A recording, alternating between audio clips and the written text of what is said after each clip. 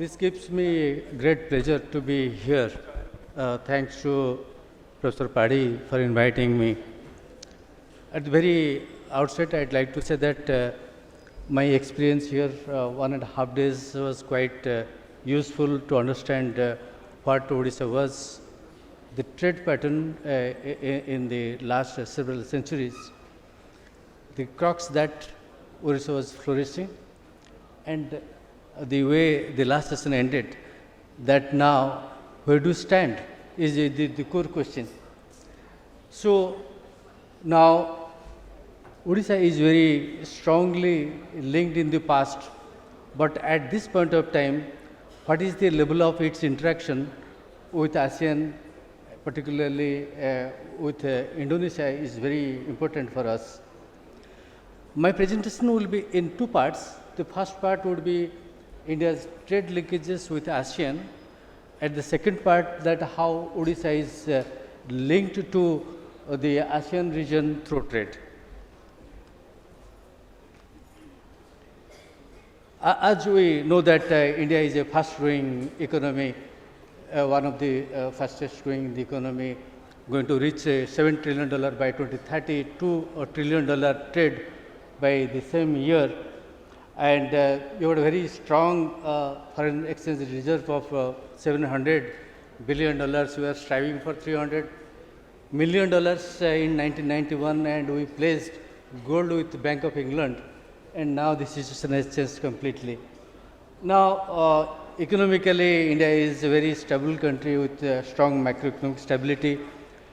Trade has been the major driver of growth for the country, and India has been signing with a number of free trade agreements. We are running into the second wave of regionalism now, signing agreement with Australia, UAE, many other countries, and many of them are in the pipeline. Similar is also Odisha, which is also having very high HDP growth, and from 2015 onwards, the trade trajectory of Odisha has gone off completely different one what it was earlier.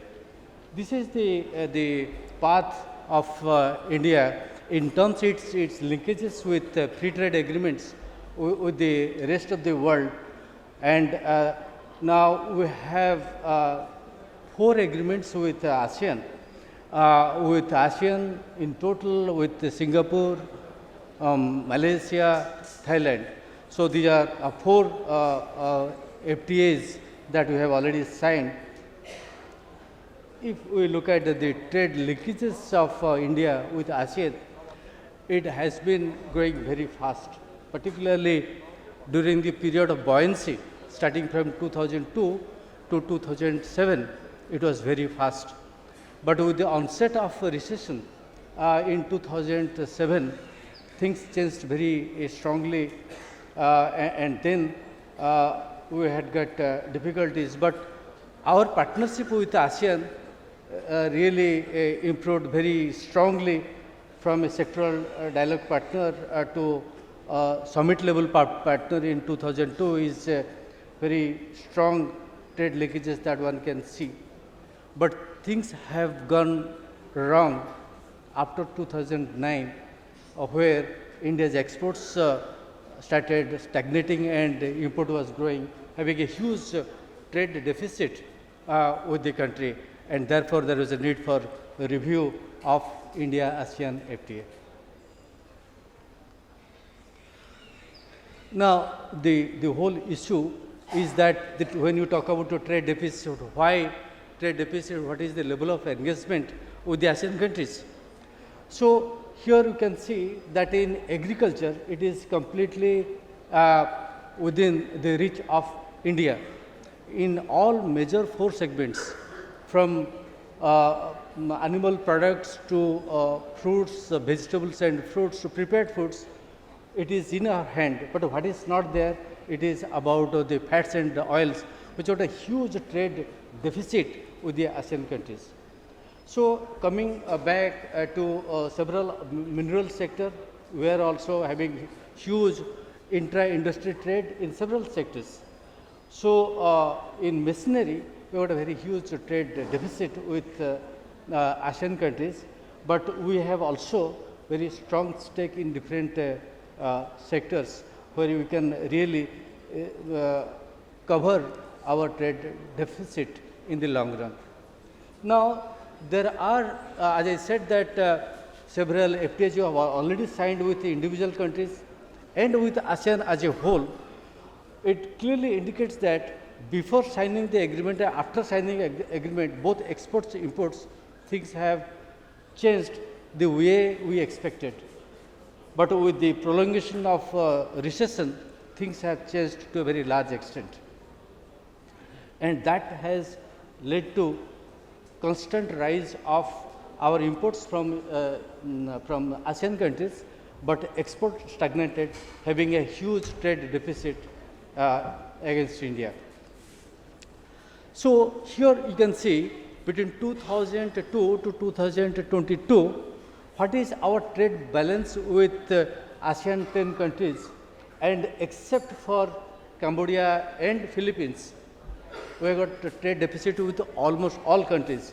So, the first graph showing ASEAN, you can very well see that how years after year, things have rarely oceaned over for India.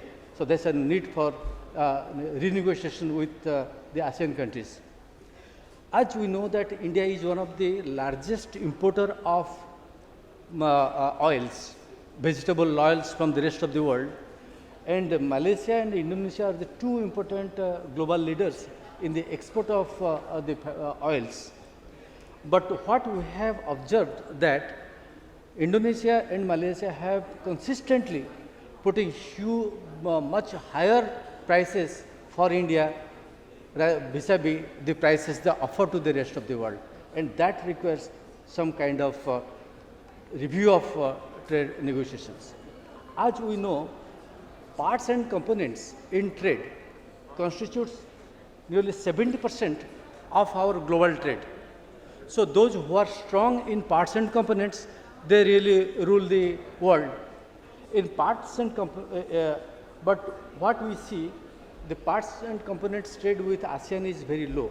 On the contrary, within the intermediate segment, semi-processed food sector is quite substantial, and in both the cases, we are hugely trade deficit economy. Now, the question is that can you reverse the whole process? The answer is yes. In parts and components, we are competitive. Out of 5 major sectors, in 3 major sectors, particularly textiles, base metal and machinery, we can reverse the trend, and that would bring huge trade surplus to the country. Agriculture is another important. Those who are acquainted with the value chain, it is generally 3 segments. One is upstream, midstream and downstream. Upstream is only any product at its raw material format.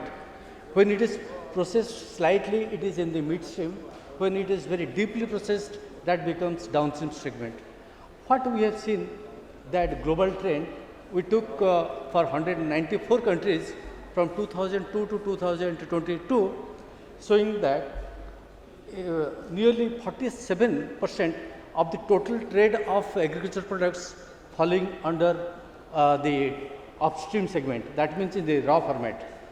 More than 50% is being traded with the processed one. In that case, where India is there, India case is that India 2/3 of its total trade is under the unprocessed one. That means in the upstream segment. So, India has to catch up with countries like ASEAN, which I can show with some of the major ASEAN countries how India has been performing vis-a-vis other major old ASEAN countries. So, that shows that I think in the agriculture sector, particularly Odisha, it is very important that what we have been exporting to rest of the world is in the form of upstream segments. More manufacturing is required in the agriculture sector. Coming to Odisha, now what is its global trend? It's very interesting. You can see between 2001 to 2015, it was almost stagnant. You may recall that between 2002 to 2007, the world economy was facing the phase of buoyancy. All countries grew. India grew very fast, but not Odisha. But after 2008, recession came, global recession came. 2008 to 2016, the first phase of recession, deepening of recession again.